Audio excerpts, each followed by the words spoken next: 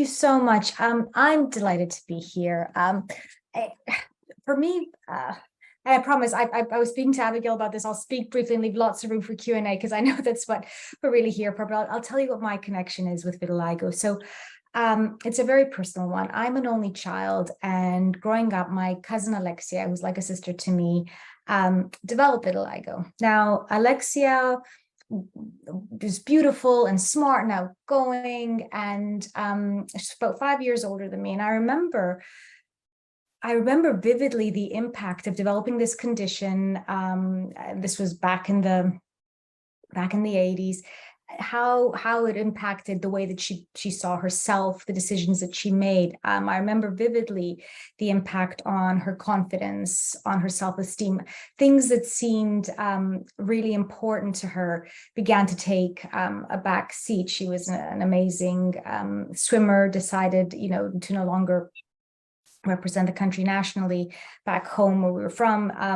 There was lots of there was a lot of kind of reassessment of identity at that time. Of course, I didn't have the words to articulate this, but what was really clear to me is that the impact of this condition that wasn't supposed to hurt you, wasn't physically handicapping in any way, had a profound impact on my beautiful cousin's life. So when I went off to study, as early as my master's degree, I started researching psychological impact of visible conditions like vitiligo. And then for my PhD, I again looked at the way that we look, how it affects the way that we feel, but also critically, I looked at how the way that we feel can impact our physiology as well. So a lot of my work has been in the area of the sort of psychodermatology, or the psychoneuroimmunology, skin disease.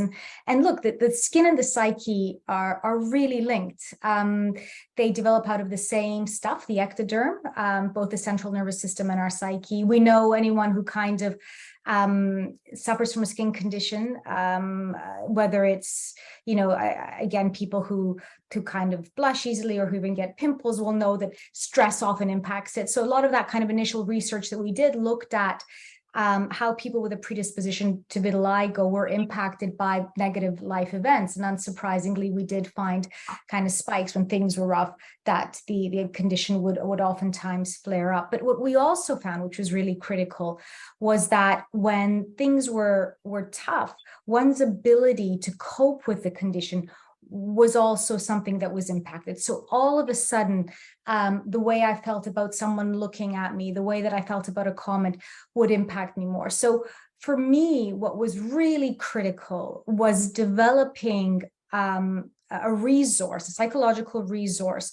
that allowed people like my cousin to face the consequences of this condition. So what we did with that kind of first research study back then, we've written, done several books since, several studies, but it was basically an 8-week CBT protocol, kind of looking at how to deal with the challenges of living with an illness that everyone can see. Because here's the thing, when, as we all know on this call, when you live with a visible condition, it's no longer just your own. So if I'm walking around with an ulcer, I can choose whether or not to tell you that I have an ulcer. If I'm walking around with a skin condition, then all of a sudden, I'm put in a position where I may be asked about it. People may see it. I feel maybe I have to speak about it or address it in a time that I, may or may not want to. So for me, what was critical through my research was giving people the tools that gave them a sort of a sense of volition over what the condition was. And therefore, through that sense of volition, that sense of control, mitigating the ramifications of anxiety and low mood and other things that we were seeing associated with it. And a lot of that came from, number one, identifying what those kind of common problems were. So whether it was people looking at you or people asking questions. So one of the things that we'd come up with was a way of having kind of a one-liner that's especially useful with sort of younger groups, right? So if someone asked me, here's my one-liner, and, if I feel like telling you more, I will. And if I don't, I'm not going to tell you anything, but I've got this in my back pocket. I don't want to do that that emotionally taxing work of having to be backfooted. This is what it is. The other thing that we looked at and was really critical was developing a sense of beauty and self-worth and body image outside this idea that it had to be tracked to what my skin was doing, right? So I was able to feel good about myself, was able to look in the mirror and not just focus on something that I felt didn't represent me, but I was able to see those parts that always did, those constants within that. It was also sort of critical to understand that body image, and again, doing a lot of work with people, understanding that body image is very rarely something objective. Body image is so subjective, and therein lies the power, right? If you're able to decide to love yourself, to accept your perfections, your imperfections, your idiosyncrasies, and feel a sense of worth regardless, then all of those problems that you face socially become easier, which leads us on to the other thing that we looked at, which was social avoidance. Again, one of the things that we'd see time and time again with the onset of the condition. And this happens, and look, avoidance is an interesting one, because when you work psychologically and clinically with people, avoidance is the underside of anxiety. When I'm anxious about something, I'm avoid, right? I avoid that. That's what we tend to do. And many times with conditions that tend to have this visibility, avoidance becomes my go-to way of coping, right? I don't want to go out. It's sunny today. I don't want to wear the top where people can see my arms. I don't want to hand over something because it's on my hands and they'll see that. So this idea of having an entitlement over your life, and that brought us to kind of the other thing that we looked at, which was quality of life, because far too many times, and this is something that absolutely we saw with sort of, people suffering with skin conditions, but indeed with lots of other medical conditions as well, this idea that I'll do this when, and I'll do this if, I'll go for the job when, when my condition, when my skin's looking better, I'll ask out the girl or the guy if, and when that happens, I'll wear that dress that, that I really want to when, and it was like, no, it's about, again, gaining this sense of entitlement. So long story short, when we did kind of our initial study and we were able to kind of do this 8-week sort of intense CBT program, the results were wonderful.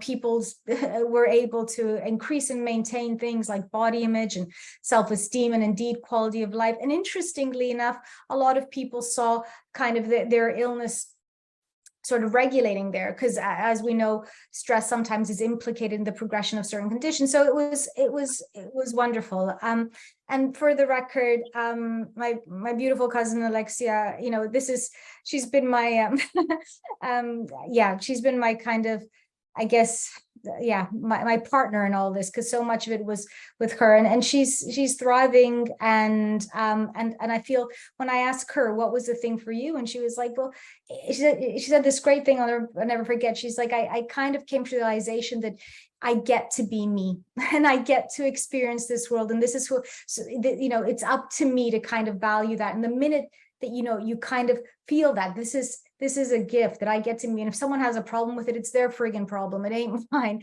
then you move forward and you face the world a lot more confidently. And so she's doing great. And although I've moved on in my career and I do lots of different things now, again, those first research papers and the books that I wrote will always be close to my heart, because I think for me, they taught me a truism in life, that what matters is never what you see in the mirror, but what you think you see. So kind of being aware of how you speak to yourself, being aware of the language that you use to describe yourself, your life, your future.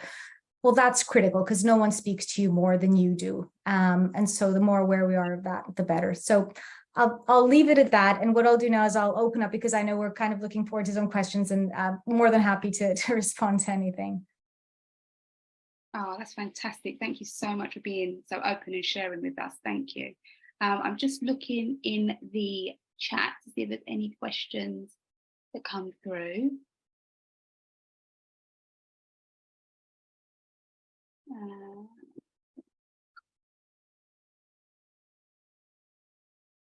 I think just for me personally, I think it's, you shared so many things that were so relatable. And I think it's great when someone has that firsthand experience with a cousin or a family member with the condition. And just thinking about when I was diagnosed, I was diagnosed at 3, so I don't really remember any of that. But one of the things that I do talk about a lot that was missed out throughout my childhood and my teens and even my early 20s was that sort of psychodermatology, that side of things. Because when I was diagnosed, it was very much, right, okay, let's fix this. Let's just keep treating her. Let's just keep trying these new creams. There was no suggestion of working on the mindset and kind of, you know, teaching me or informing me how to manage it, how to love my body, how to answer any questions around vitiligo. And that's the key thing that I missed out on. And it's so great to hear that those services are now there, and the 8-week program that you've done as well, Dr. Linda, I think is incredible, because I think that's what we need, that balance between, there are some people that want to be treated, but treatment is also teaching us how to manage the condition using our mindset and psychologically as well. So I think it's really key. No, that's beautiful. Absolutely. Like, and I remember sitting kind of on an advisory board for the treatment for acne. And one of the things that I made sure of is for people to be offered psychological counseling, because, you know, to your point, a lot of these conditions, they have this sort of chronic phase, and it becomes this thing where, you know, you kind of look in the mirror and it, you know, depending on, because it's episodic, it's not even, you know, and again, if you look at the literature with any sort of visible condition, right? So we know that if you're living with a scar, it's actually a lot easier simply because the scar doesn't change. It's always there. It's in the same place. I know what I'm doing. And therein lies the difficulty with skin conditions, because sometimes it's worse, sometimes it's better, sometimes I can hide it. And that kind of progressive nature, to your point, is so, or can, you know, potentially be so destabilizing unless I have just a few of those tools in my back pocket. And, you know, these tools for the parents out there, kind of, you know, thinking about their children who are going through this, they're, you know, they can be acquired with practice. And it may be, again, about just sort of practicing. All right, so what are you most worried about? Well, I'm worried I'm going to go to school and now I'm wearing this skirt and they can see my legs. Okay, well, let's kind of think, because it's up to you to say or not. But if you want to kind of say, and one of the things that we'd often do is kind of telling people it doesn't hurt, telling people it's not contagious, and telling people you're fine with it. Those 3 simple things, they sound really small, but potentially very big. And what we'd find time and time again is, especially young kids, they'd be like, okay, fine, let's continue doing what we were doing. It's very rare, excuse me, that then escalates. And I think the more you begin to kind of have that sort of, that little, you know, one-liner in your back pocket, the easier it becomes. Because I think you end up, again, when you're dealing with a visible condition, walking that fine line between some days wanting to to speak about it and educate, and other days just being like, hey, I'm on a train. I remember Maxine Whitten, who was one of the initial founders of Amazing Maxine of the Vitiligo Society, and she always told this fabulous story how she'd had this a day of meetings in London, and she'd been speaking about vitiligo all day, and she'd been really tired, and she wasn't, you know, dealing with other people's BS anymore. She's like, it was just one of those days, Linda. And she was like, and I was on a train, and this woman kept looking at me, and she kept looking at me. And Maxine was like, you know, if she comes over, I'm like, you know, I'm just enough. And she came over and she said, I'm so sorry to bother you, but I love your scarf. I've been looking for something similar.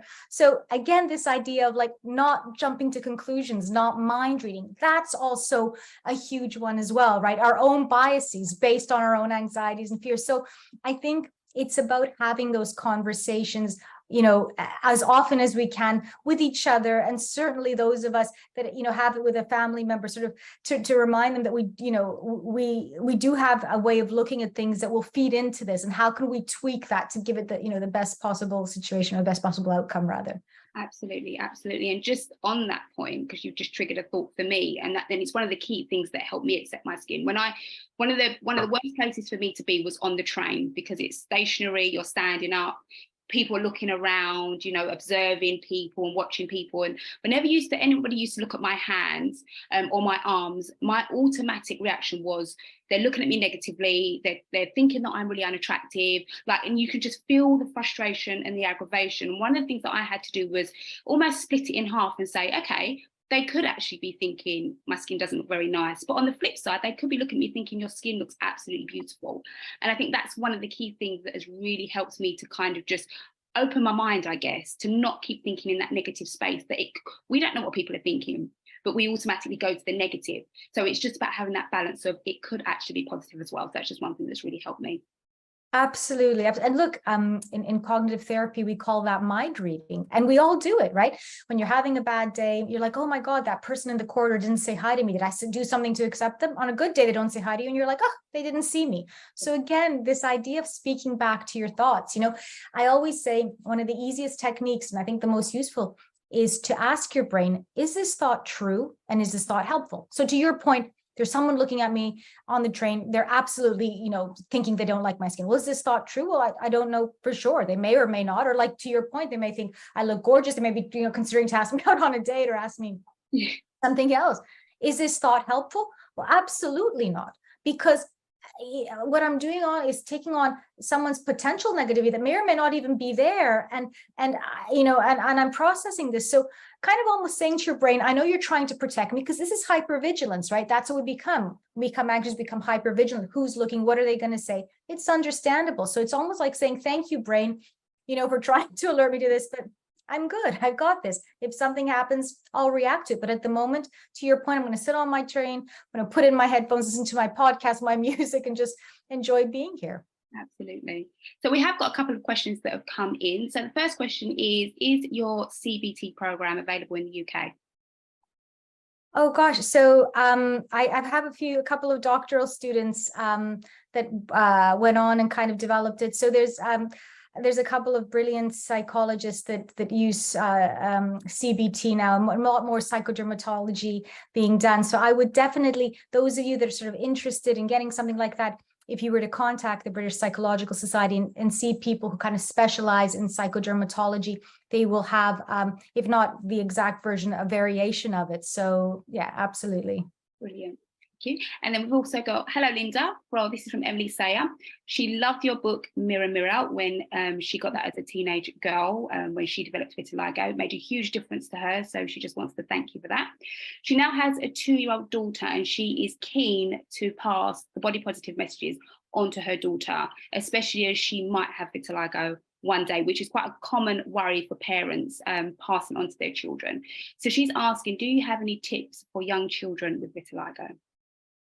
Absolutely. I think one of the most important things is giving them a sense of identity beyond their condition. Again, it's wonderful. It's a part of you. But if we're a big pie, I would do this with my kid. If we're a big pie, what are the slices that make you up? Because I think, and again, I think we live in this very visual society anyway. So I think we over-validate kids for looks as it is. I think there's something quite wrong. So, I mean, with my kid, when anyone said, isn't she cute? I'd say, yeah, but she's amazing at math and really good at judo. Because I was like, first of all, that's like not the most important thing about you. And secondly, you need to remember what that is. And sometimes you need to tell people. So again, so this idea with your little one of kind of reminding them specifically what you love about them.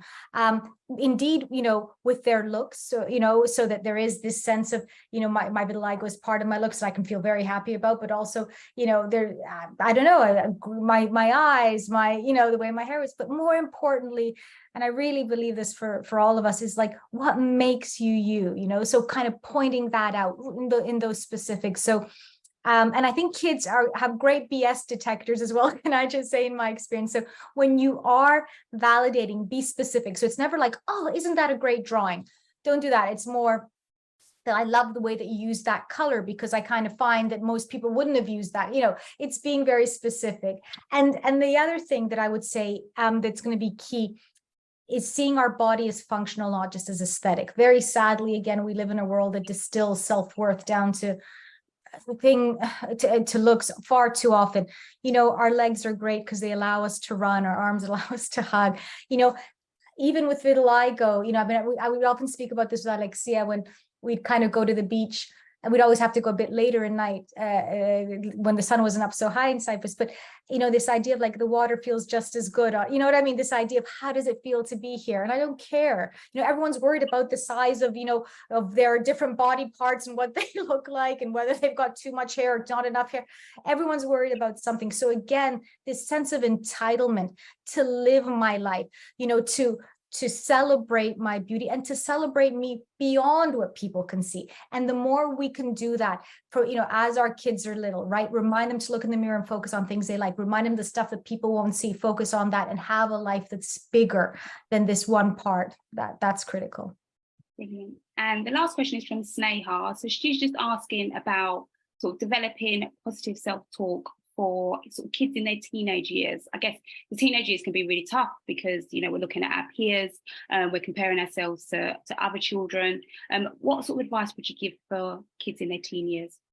Yeah, well, I think one of the big ones would be, I guess, around social media, right? So we all know that one of the biggest problems with social media is it's not real, right? If I wanted to create an exercise in poor self-esteem, I would get a girl to take or a boy to take a bunch of pictures of themselves, go through the one which is like the least worst, focus on the stuff they don't like about themselves, edit it, put on a caption, put it up there, and wait for people to like it. And if you don't get, I don't know, fill in the blank, 20, 30, 50 likes, then throw it away and start over again. And I guarantee you, I could take the happiest child and make that child terribly unhappy. So those conversations when you're handing over the phone when they're 11 or 12 years old, because that's also, interestingly, the time where we become so socially aware, you hand the phone over with caveats. These are not genuine posts. These are press releases. What is a press release? It's an unrealistic expectation of what one's life is. And what do we tend to do? We tend to scroll where we're feeling at our lowest, and we post when we're feeling at our highest. And so that differential becomes huge. So again, this idea of looking through the BS, right? So it's almost like media literacy. I used to do this again with this whole, I think the way that this sort of hypersexualization that you'd see of women on TV, I'd sit there with my daughter. I'd be like, oh, isn't it interesting? We're watching this music video. All the guys are dressed and all the women are half naked. Don't you think they're a bit cold? You think they might need a cardigan? And I'd get her to think, that's interesting. Now, why would that be?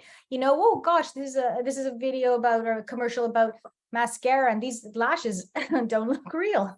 That's interesting. So again, equipping them with the way to see past what this is. Why is someone posting on this? What does it say about them? And then maybe directing them, because the online world is going to be a big part of their life because of this entanglement. It's they're connected with their friends and everything else. Signposting those places where they can find inspiration, right? So we know, kind of following athletes, for example, again, seeing the body as functional, not just as aesthetic, ways to give back. We know that can really boost kids. So just, I think, really being aware of that as teens. And I think, again, just to reiterate critically, a big part of those teenage years is identity construction. So making sure that identity construction involves the things that are of genuine value to myself, to my family, to my community. How am I giving back? Am I working hard? What are my talents? What are my passions? That stuff is the stuff that kind of grounds us and gets us through life way more than any amount of, perfect skin or bone structure will. Fantastic. And Abby just let me know that we had some questions submitted in advance. We've got a couple more. So what are some signs a child might be struggling with their skin, and how can we as parents approach a discussion? So one of the things that you might see is this sort of hypervigilance, sort of over-checking. They may be engaged in behaviors, concealment behaviors. So you may find them kind of wearing heavy clothes in the summer to try and hide. So kind of keep an eye on things like that, and have a discussion. Look, I think there's a place in that discussion for absolutely talking about, we speak in psychology about emotion focused coping and practice focused coping. So maybe practicalities, right?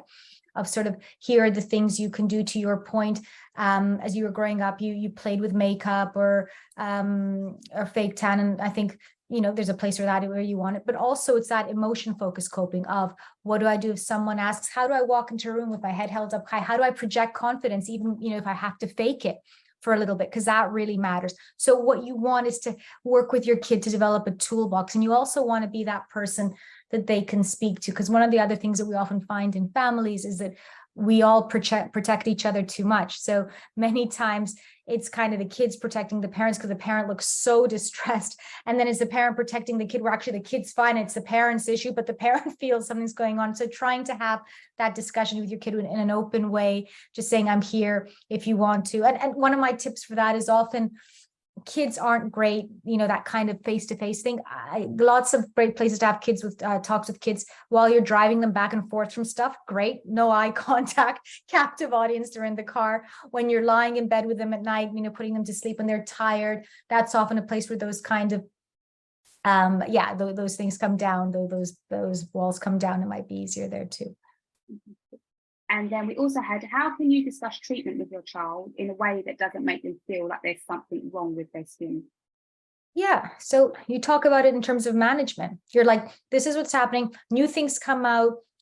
We can look at this, see how you feel about it. Some of the management might not be worth it for you. So if we're having to do, undergo sort of light therapy and stuff, that might be a bit, because you've got your soccer, which is really going great, or your, your hockey.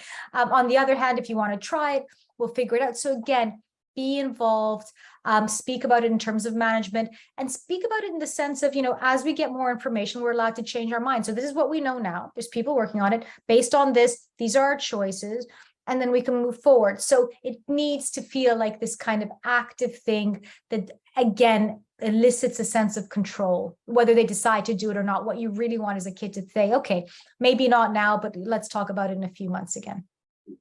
And lastly, how should a 7-year-old respond if other kids are being mean to them about their skin? Yeah, so I think they need to have, I would absolutely speak to the teacher beforehand. So if you feel that this is going on, absolutely speak to the teacher. So because I think there's some really good programs about being, how teachers can kind of look out for it and speak about it in a way for the class so it doesn't feel like they're singled out. So there's been several cases where I've had over my career where they've handled it beautifully. I think with the kid is to have a one-liner about what they say to that, and a really good comeback about what that is, to give them a sense of control. But also thirdly is to allow them to leave the toxicity with someone else. You need to be able to be like, do you know what, sweetheart, if that's what they're going to do, really, truly, that's about them. And it's not, your job to educate them. It's not my job to parent them. It's a shame they were let down. And I think you need to kind of, again, it's an interesting one. Sadness sometimes is a passive emotion. Anger is a more active one. I'm not suggesting, both have their negative aspects to them, but I think there's places around kind of that sense of empowering where you have to have that sense of entitlement with it. So it's not necessarily anger, but like, I'm entitled to be like, if you're going to be like that, I really don't want to play with you either. So again, that strength of being able to kind of say those words, but then also the support from the teacher and the community. So it doesn't just stay there, that it's able to be, mitigated. Oh, that is absolutely fantastic. Thank you so much for joining us. You've shared some incredible insights and advice, and I'm sure there's loads of things that people have taken away from that. So it's a pleasure to have you here. Thank you so much for joining us. Oh, it's a pleasure, and congratulations on all the amazing work you do, and thank you for having me. Thank you. Thank you. Thank you.